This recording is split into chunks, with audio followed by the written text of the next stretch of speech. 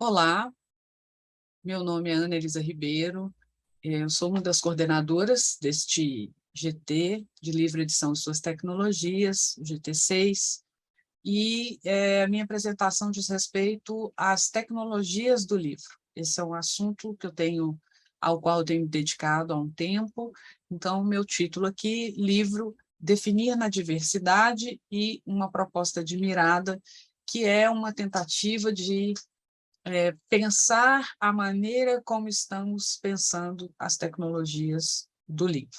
Então, eu sou pesquisadora do Cefet, do Centro Federal de Educação Tecnológica de Minas Gerais, pesquisadora do CNPq, e lá coordeno com colegas o Mulheres na Edição, que é um grupo que tem fomento da FAPEMIG. Bom, eu vou passar aqui algumas telas para a gente pensar nessa proposta, e a ideia é a seguinte. Então, eu vou partir de uma premissa, quase, que é o livro é uma tecnologia que não se estagnou. Né?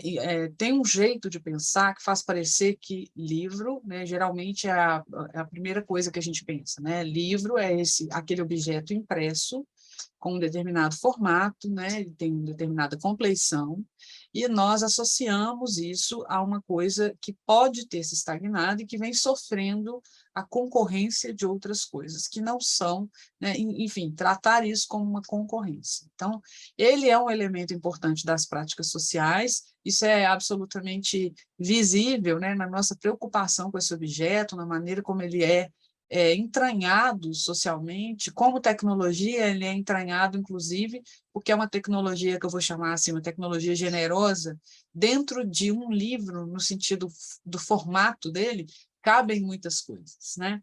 A gente faz circular em muitas coisas dentro desse objeto.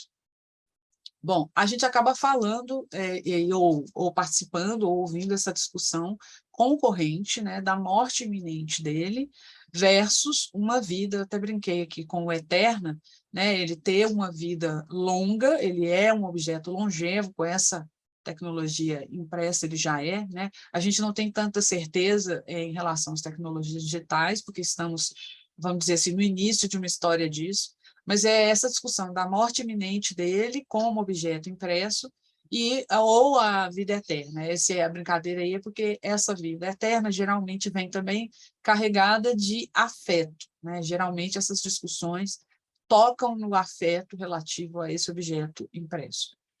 A gente narra a história do livro, a gente estuda as suas materialidades, né, a inserção nas culturas e na nossa cultura em especial, que é uma cultura grafocêntrica, né, a escrita tem um lugar central, e a escrita publicada, a escrita nesse objeto também tem um lugar central. A mirada hegemônica sobre isso, né, o pensamento que domina, ele faz antagonizarem essas tecnologias. Ele nos dá a impressão, então, essa perspectiva, esse jeito de chegar no objeto, antagoniza tecnologias e modos de fazer o livro. Então, assim, o livro impresso versus o digital, né? É sempre uma coisa polarizada. A gente acaba falando de morte, vida, a gente não pensa em contiguidades, não, ou continuidades, mas pensando melhor em contiguidades, né? A gente acaba pensando como se fossem coisas estanques, coisas que concorrem, coisas que se substituem em absoluto.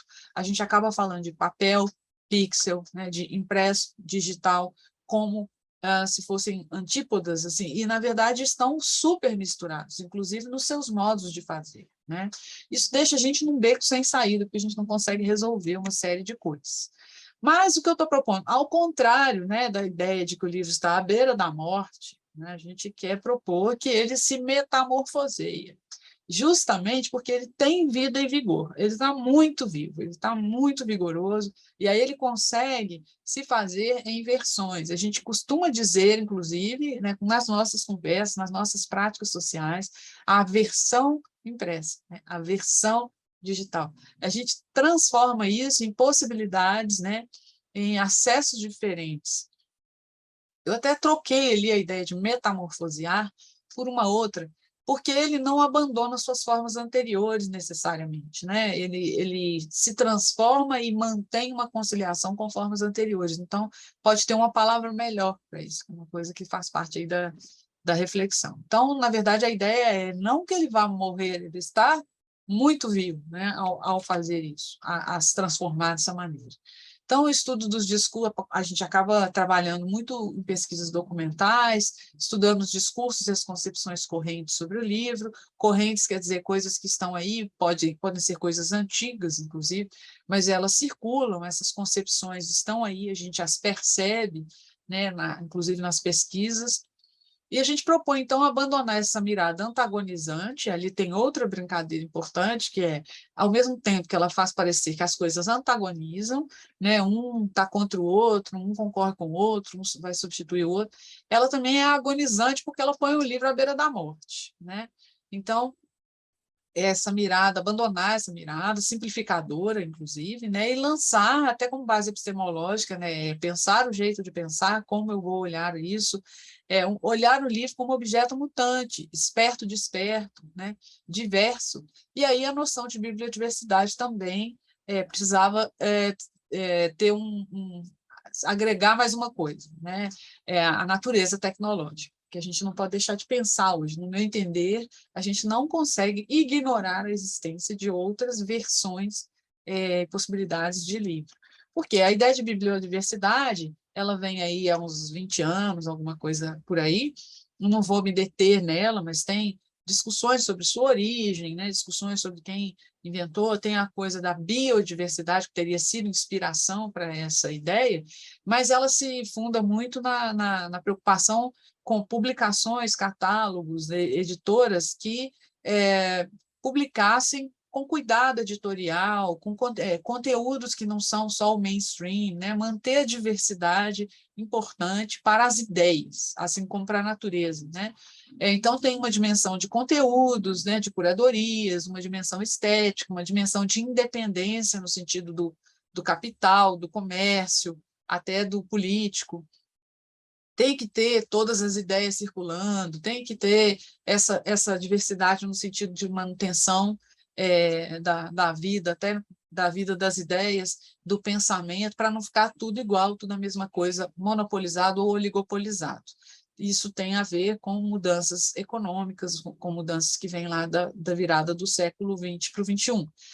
O processo de produção editorial acaba entrando nisso aí também, a diversidade dos processos, a diversidade das autorias, e outros pesquisadores foram inserindo mais coisas aí nessa noção, né? As minhas colegas argentinas, Daniela Spielberg e Ivana Mihal, tem uma coisa assim também com a diversidade de autorias dissidentes, né? Autorias LGBTQIA+, enfim. E eu estou dizendo que a gente precisa pensar na diversidade em termos tecnológicos também, né? A publicação de muitas formas de livro. Essas palavras todas podem ser mais estudadas e precisadas. Bom, antes de fechar, eu tenho trabalhado nisso, lendo e discutindo coisas para a gente repensar essa história de formas, suportes, portadores, enfim, mas sempre olhando para essa condição tecnológica, né?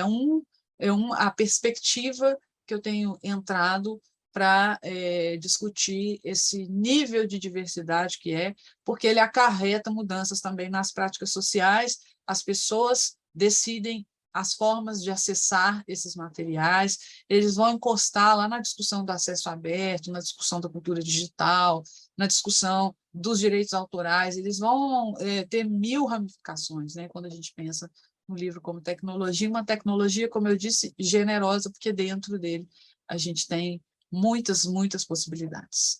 Muito obrigada, e estou aberta aí para discussão aqui, em outros canais também, e aqui é um dos meus contatos no Ana Digital. Obrigada.